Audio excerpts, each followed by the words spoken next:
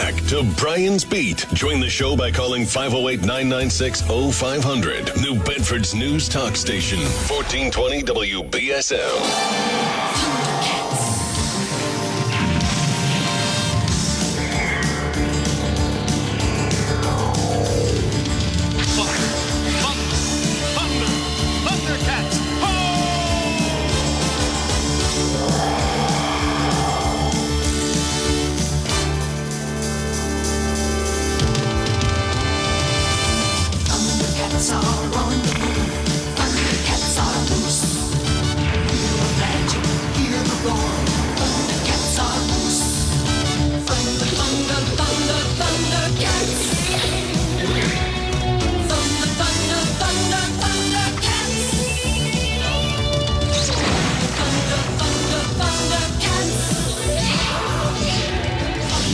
Hour two of Brian's Beat, the only show born at the apex of freedom, entrepreneurship, and nomadism.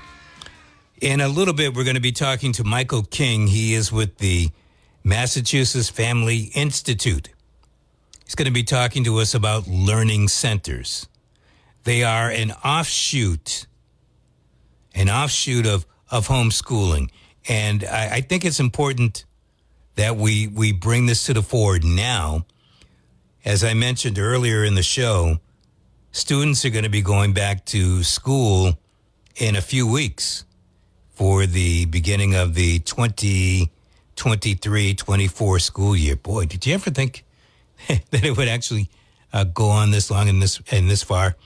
And as we have noted over the past couple of years, even now that COVID seems to be in the rearview mirror, there are still quite a few number of students that did not return to the classroom after the onset of the crisis called pandemic.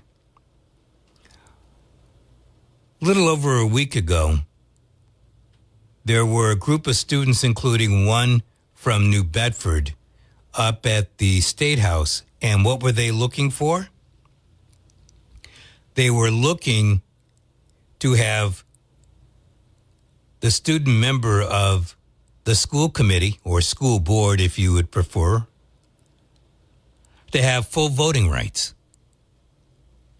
Now, I have to admit, when I first heard that, I said, what's the big deal? Then I thought about it a little. Sometimes you have to really put this into perspective and say, so if we give a student this voting right, what exactly will that entail? Well, most school committees are already an odd number, so that way, if there seems to be a tie, usually the ex officio, as it would be in New Bedford, which would mean the mayor, gets that tie-breaking vote. You put a person on that's with that's a student, all of a sudden you've got an even number. You could have a 4-4 tie, for instance, and as opposed to 4-3. That's just looking at New Bedford. There are other places where the mayor or select board doesn't have a person on that board, and they are also an odd number. So that kind of balances things out, which is precisely why there's an odd number. So you don't have that balancing act. What else happens if you put a student and give that student voting privileges? Well, what comes to my brain is, how did that student get on the school committee or school board in the first place? Was that person elected by the voters of the particular city or town? Or was that person selected by somebody within the school system?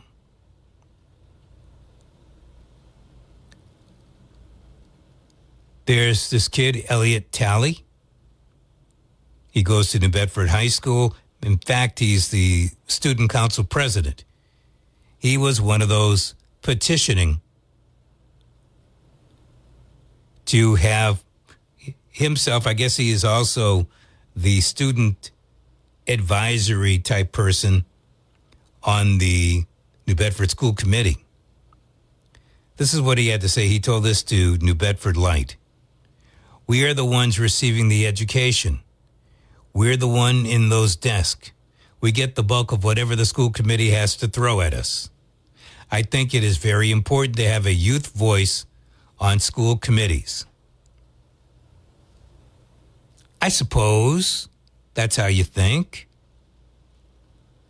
Are we ever going to get to the point where these students also have to pay taxes? So here's why I say no to it. Number one, that person isn't elected by the people. If that person could get elected by the people, that would be okay. Number two, that person isn't paying into the taxes. That person is living off of the system. And I think many people would turn around and say they gladly pay for it. But he or she is not paying for it. If they have a vested interest besides getting an education, going and walking in the hallways, having free breakfast and free lunch, and stuff like that, being able to play the jazz band, that's different than having your paycheck docked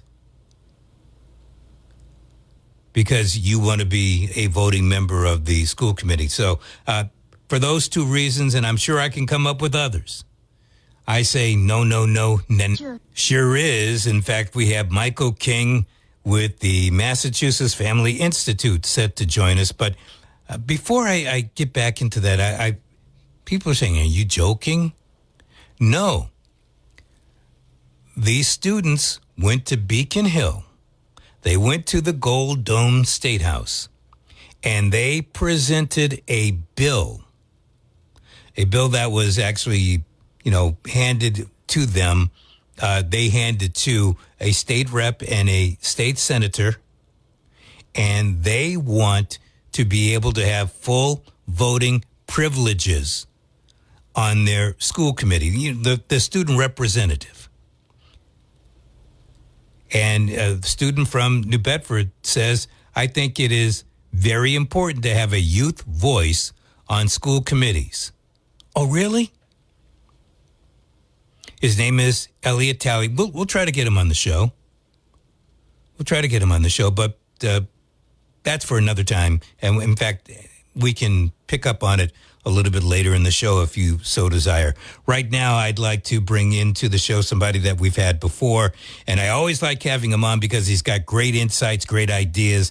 And not only does he have the ideas, but he moves forward on them.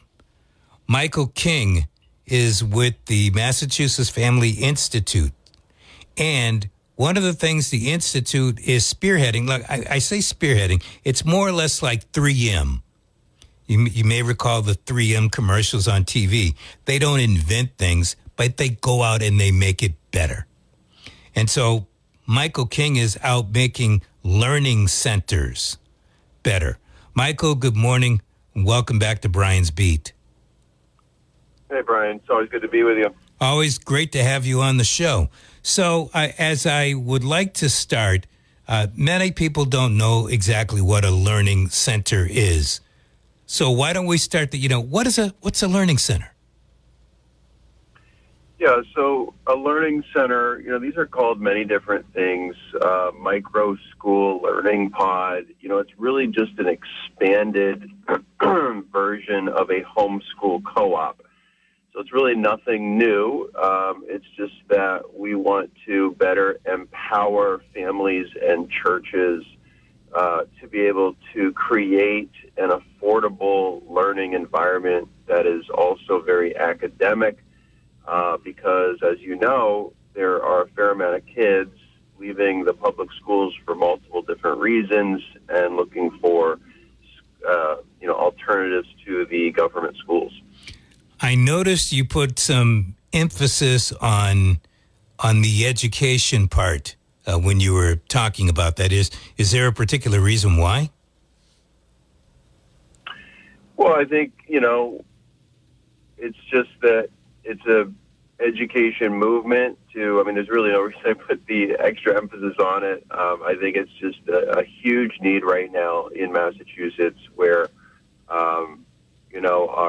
so many parents are concerned about the woke agenda in our schools. They're concerned about lowering test scores. They're concerned about violence. There's so many different things they're concerned about. And, in so many of these instances, from what I hear from parents, the schools just are not listening to these particular parents.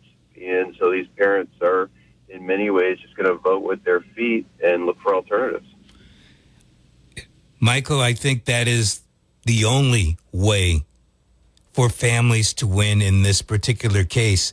You have to vote with your feet. You can vote John or Jane onto the school committee, but rarely do things change, because what I've noticed with school committees is that their marching orders really, or their marching orders are regulated to basically, you can work on the budget and you can choose whomever we think should be superintendent. That's about where it ends.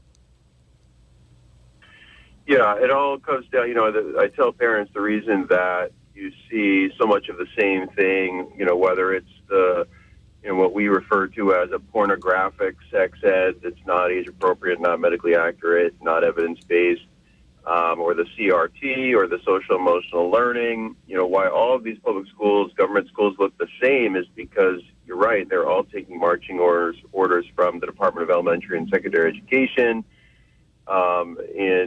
The DESE is now coming out with its new frameworks, which will probably be solidified by the end of August. And these frameworks for sex ed just again promote the same, not just the same, they ratchet it up and they say, you know what, we're not only going to not listen to you parents, we're going to continue to push our agenda in an even more extreme way. And, it's just making parents, I talk to parents all the time, and they're ready for an alternative.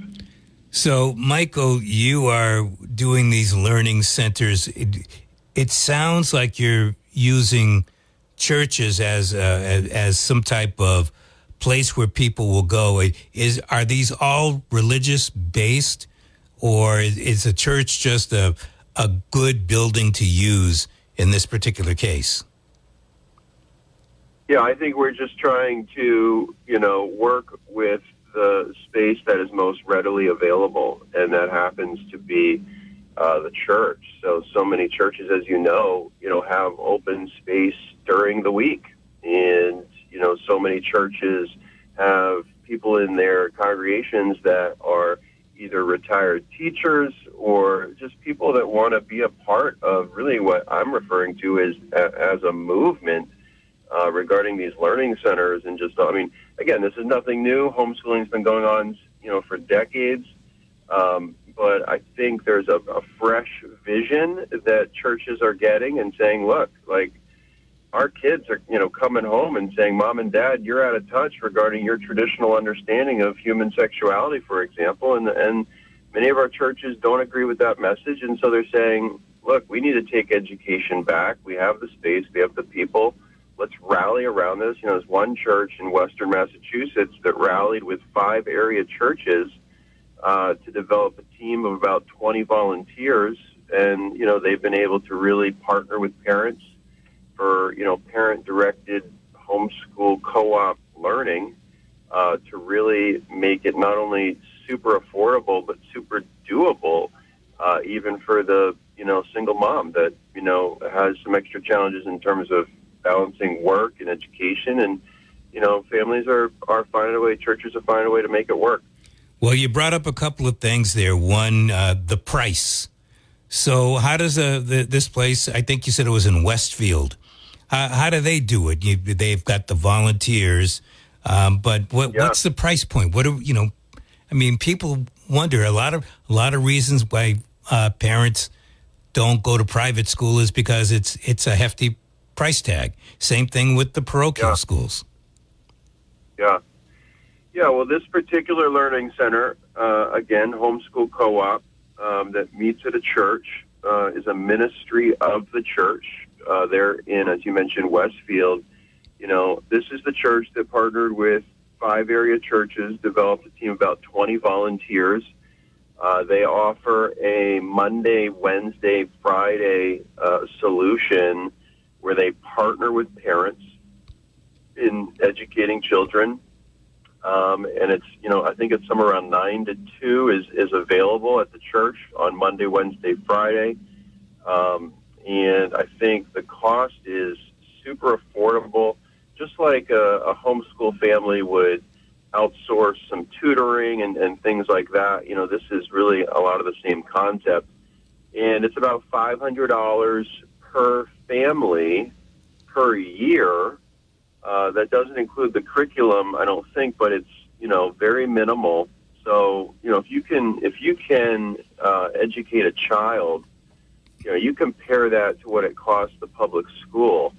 You can educate a child for $500 a year. The public school, in many instances, is probably $20,000 plus per pupil per year. So you're talking about a very affordable way to not only educate, but a very also academic solution as well.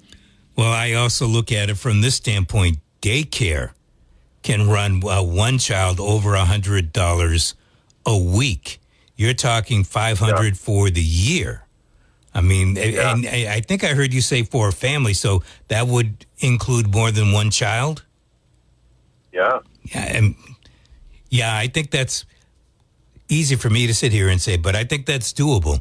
Certainly a lot more doable than what people are thinking it might be.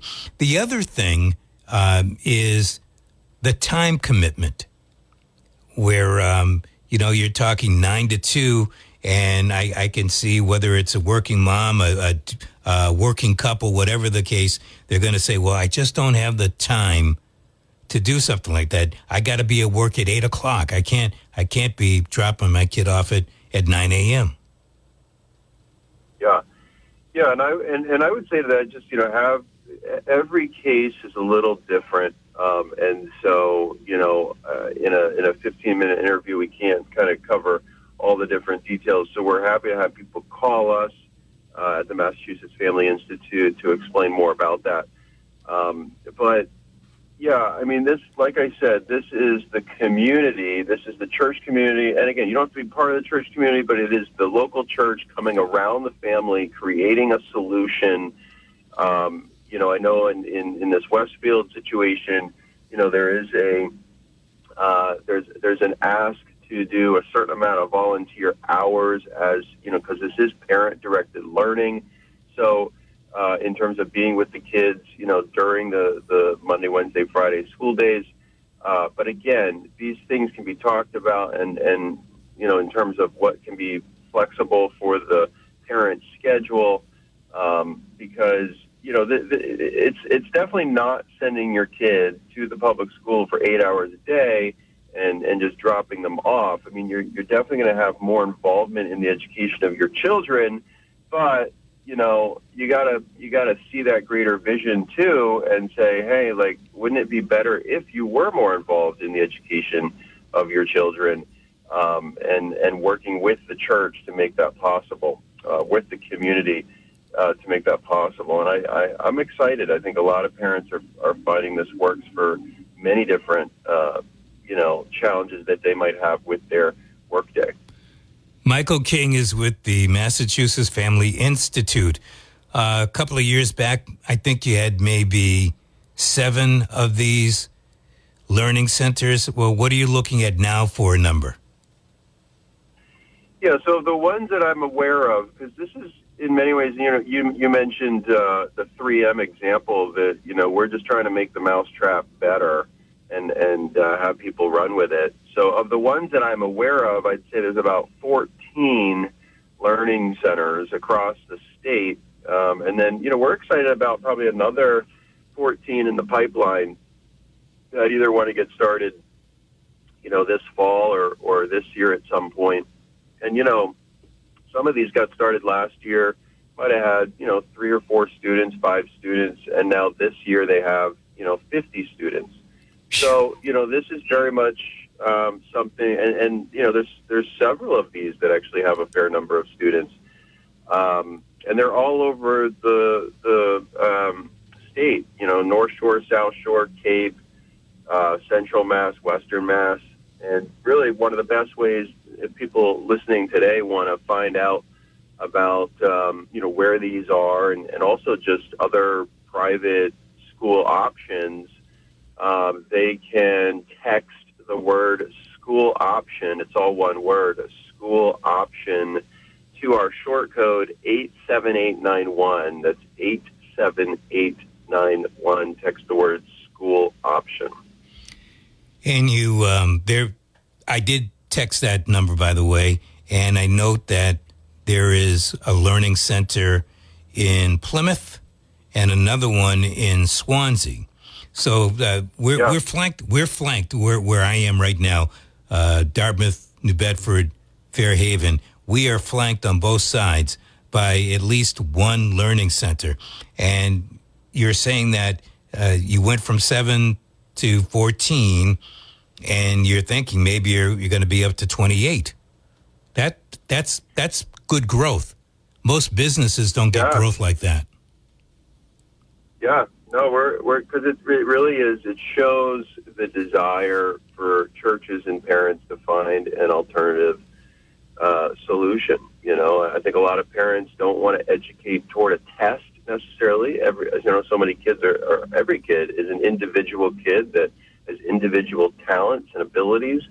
And, I think a lot of parents are just kind of looking for not only alternative because of what they're seeing in the schools with the woke agenda and the lowering test scores, but they're also just seeing the model of the education and saying, wow, maybe I want to rethink that my kid is, very unique in his or her own way, and maybe just needs, maybe my boy, for example, shouldn't be sitting at a desk for 5-6 hours a day. Maybe that's not even great for his health. Maybe that's not good for his psyche. Maybe he needs to be outside more. Maybe he needs to, and so I think a lot of parents are just rethinking education in general. And I think that's a good thing. Education is learning. And if we don't think of the fact that there are so many different ways to learn, then you're going to just have everybody pushed, whether you are a triangle or a circle, everybody's going to be pushed into that square hole, and they're not going to fit. Then you get people that are upset, and the ones that are upset, the students I'm talking about now, they end up disrupting the rest of the class. It is not an ideal situation at this particular time. Yeah. Worse, it's a monopoly. Yeah. That system is a monopoly. And so everybody else has to conform. And if you don't conform, next thing you know, Child and Family Services is at your house. All kinds of. It's a disaster waiting to explode. That's right. Yeah. No, it's really just being a part of the group think. And, I think a lot of parents are really, I know a lot of parents are waking up. And, it's exciting, I think. COVID, more than anything, I think, really exposed all of this, right? And, I was just talking to a parent yesterday that said, once they started mandating these masks and, all of this inconsistency with, this store can be open and this church has to be closed and, just all the bias that came out of that whole time, too. So many parents were just like, I'm out of here. And it wasn't a lot of these, maybe even the majority, were not necessarily faith-based parents. These were parents that said the mask mandate is, too far. I'm not going to, have my kid go with his mask for 6 hours a day and sit at a desk all day. It's just not healthy. And so, I think that this whole challenge over the past 2 or 3 years has really produced a lot of good things, and I think we're starting to see that in education. I think you're absolutely correct. So if people want to find out about learning centers, or can they find out how to start one? Or do they just contact you and you somehow work your magic with them? Yeah, we put together a short video that explains one learning center that got started. You can text the word POD, P-O-D, to 87891. That's POD, P as in Peter, O, D as in dog, to 87891. Same number, just a different word. That's right. All right.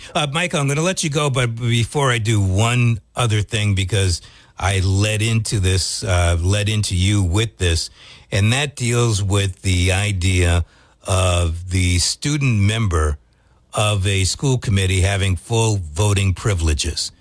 Any particular thought on that? Yeah, look, I'm more concerned with the adults in the room that are encouraging this, and I'm sure writing up the legislation. I mean, to me, this is kind of like packing the court, where you feel you're losing a little bit of control at the school committee because now so many parents are showing up at school committees and protesting things that they don't like. You had 4 dads, for example, in Leominster a year or two ago win 4 available seats on the school committee. And, one of the first things they did was to get rid of pornographic sex education in the city of Leominster. So I think this is just another, tactic of people that don't agree with the way we think, trying to, unfortunately, use the very influenced minds of our children to push their agendas. I mean, when you go to these I've been to these school committee meetings where you have the student there that represents student body, and never have I seen the student there, challenge the groupthink of the school committee. So, this is just one extra vote that they feel like they have, and unfortunately, I think it's taking advantage of children, and it's a shame. Wouldn't have to worry about that in a learning center, would you? Exactly. Michael King, thank you so much for coming on today. I know you've got a busy day, and I'll catch up with you later. All right, Brian. Thanks so much.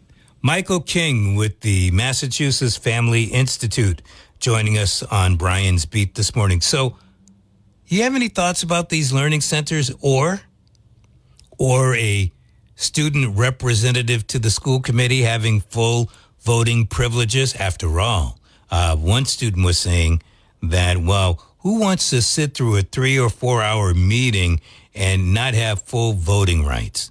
Well, maybe you should have thought about that before you took the job. Quote of the day.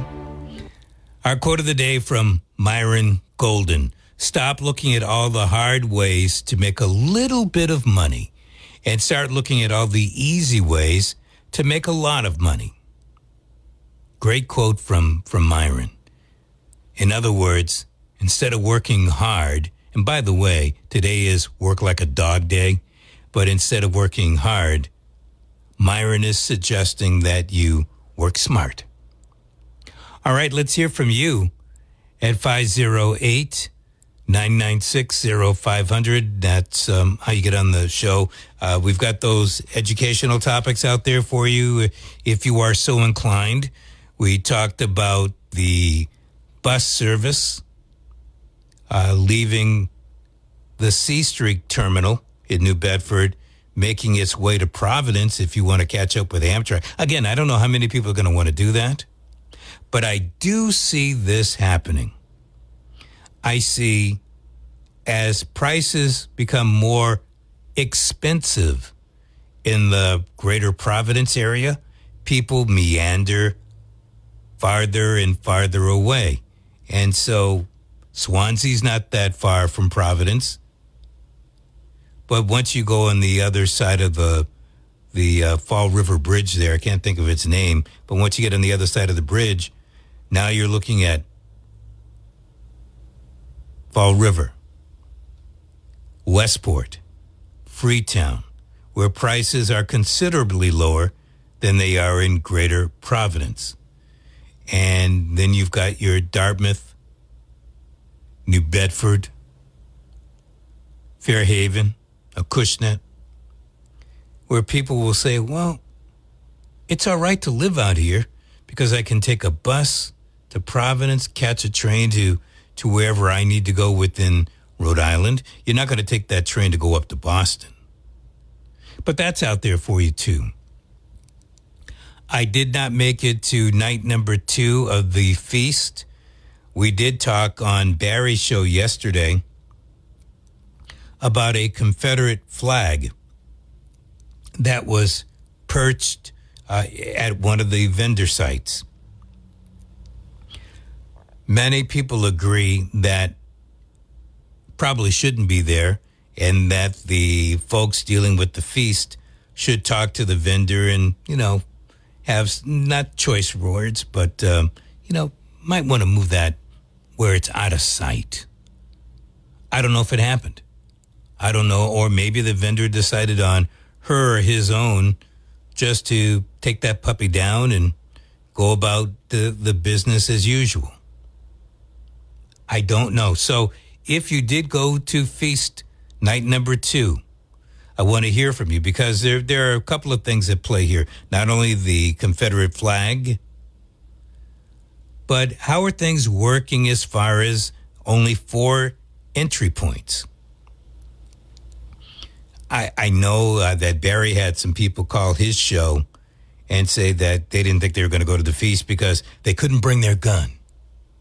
Well, look, if you can't bring your gun and that's going to keep you from going to the feast, well, okay. I mean, no big deal to me. The crowd is a big deal as far as I'm concerned. I don't want to be messing, unless I'm working a crowd. I don't want to be in a crowd of 50,000 people. Just not me anymore.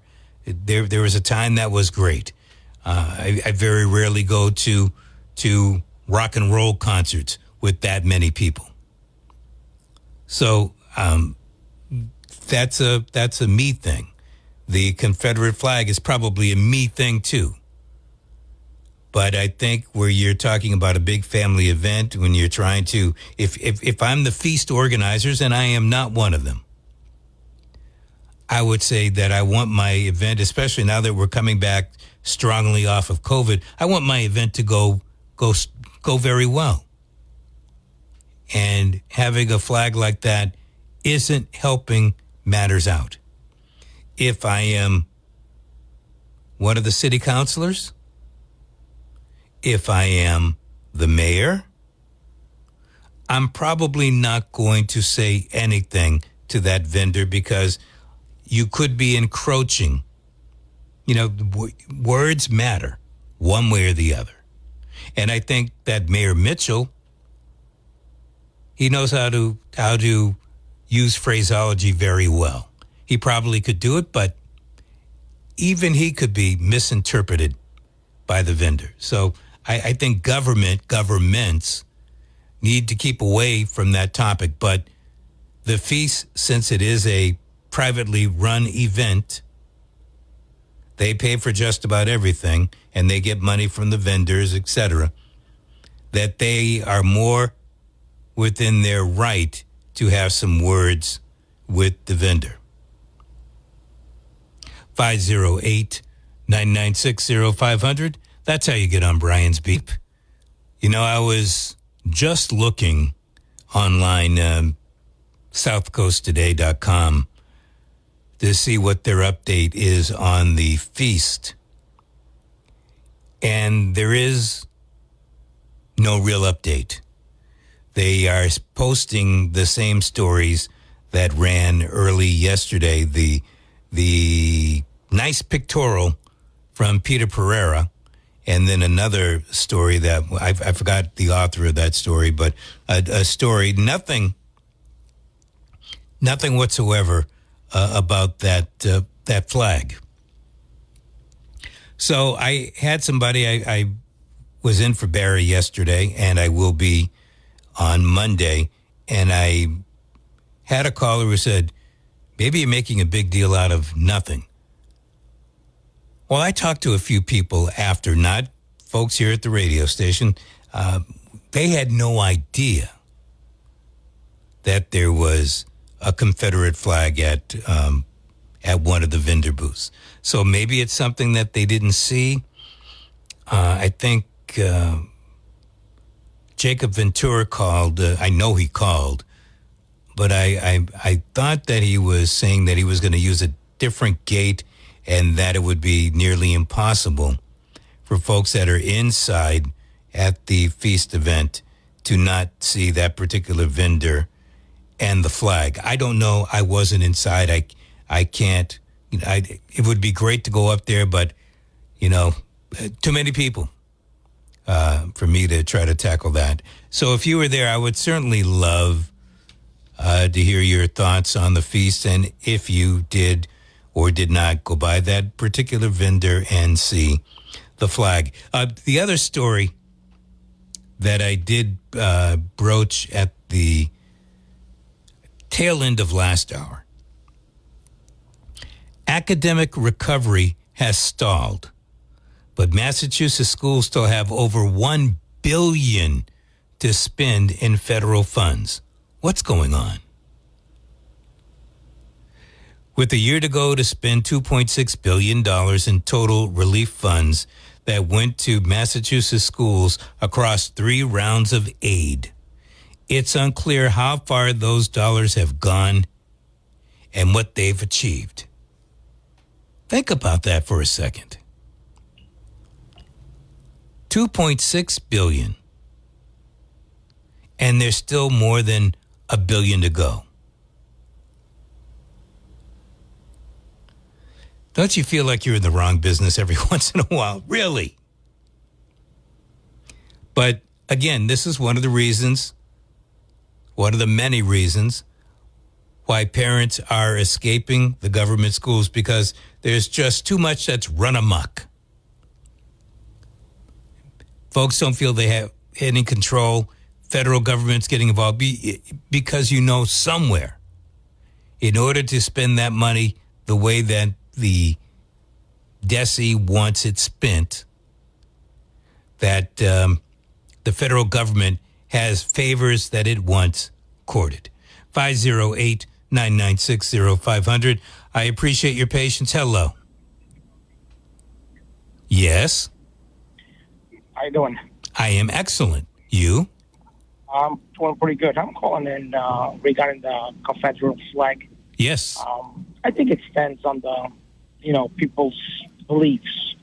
And I think that's a good thing, because not in the sense that it can offend somebody, but it reminds us of what the past used to be. And there should be a reason why people should see it more and want to know more, because I think part of the history is being, erased. And so when people don't see what the past used to be, they're going to mess up the future even more. But the thing it bothers me the most is everybody seems to have a problem with certain flags, but yet nobody gives a care about the rainbow flag, which is it basically hurts every Christian. It hurts everybody that believes in God. And nobody seems to worry about that. Well, I'm going to disagree with you. I'm going to disagree with you. At this radio station, there have been numerous people who have called in disrespect of the rainbow flag. And there have been others that say, okay, have your rainbow flag, but it shouldn't go up at town hall or something like that. So I disagree with your thought that people are loving of the rainbow flag. The other thing that you brought up, and now that I brought up the rainbow flag, I'm not sure I can remember the other thing. It is one thing, and I think that the vendor certainly has a First Amendment right to have that flag and to sell them. But the other part is the vendor is selling. It's a business. Nothing wrong with it being a business. But I don't think as a business you're selling those flags so people can remember what that Confederate flag used to stand for. That's how I look at it. I'm sure a lot of people feel the same way as I do. You think that's why they're selling the flag? So people will remember as opposed... Well, that's what I'm getting everybody's after money. Everybody's basically after money. Right. No, but what I'm trying to get the whole point is, like, how you were talking also about the schools and how they interfere with everything. And then what I'm trying to tell you is we are on a way that we've kind of been brainwashed because one flag seems to bother us more than the other one. Yeah.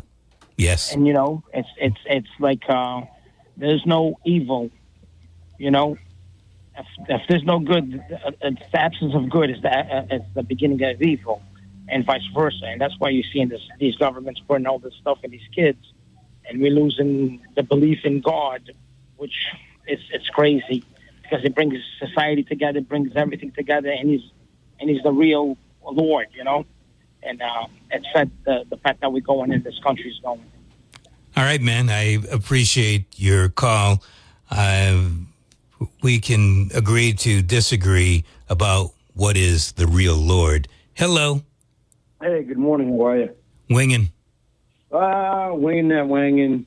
I was thinking the exact same thing, just about that the last caller brought up. If it was any other flag, would anybody care?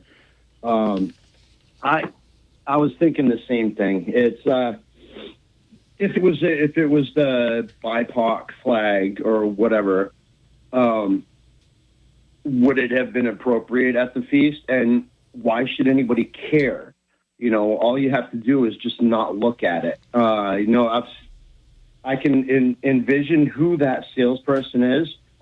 We've only got a few salespeople like that in New Bedford, and they're just after the money. You know what I mean? They're junk dealers. They'll go to the Wayland City Festival and sell their, cheap Chinese toys, and they'll go over here and they'll sell their cheap whatever. They're just salespeople, local, street level salespeople.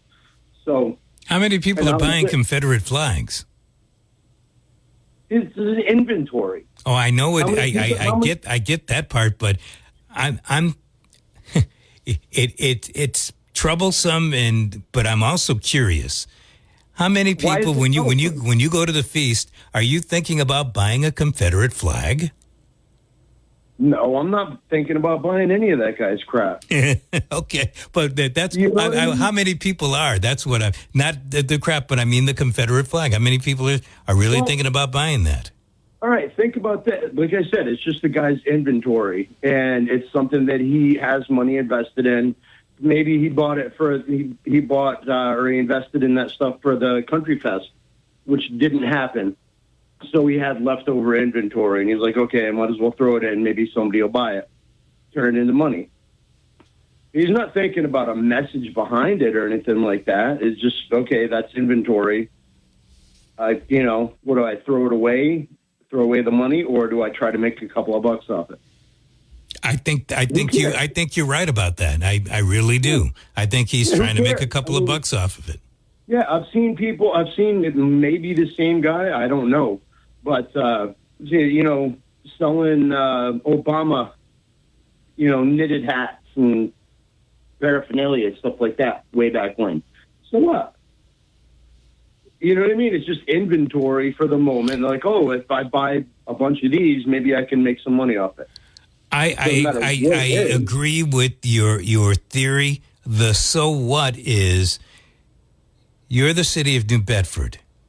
Right. You're the representatives. I'm talking about city councilors, mayor, state representatives, etc.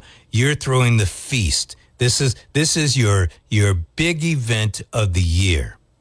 Mm-hmm. Don't you think that flag has a way of staining the event?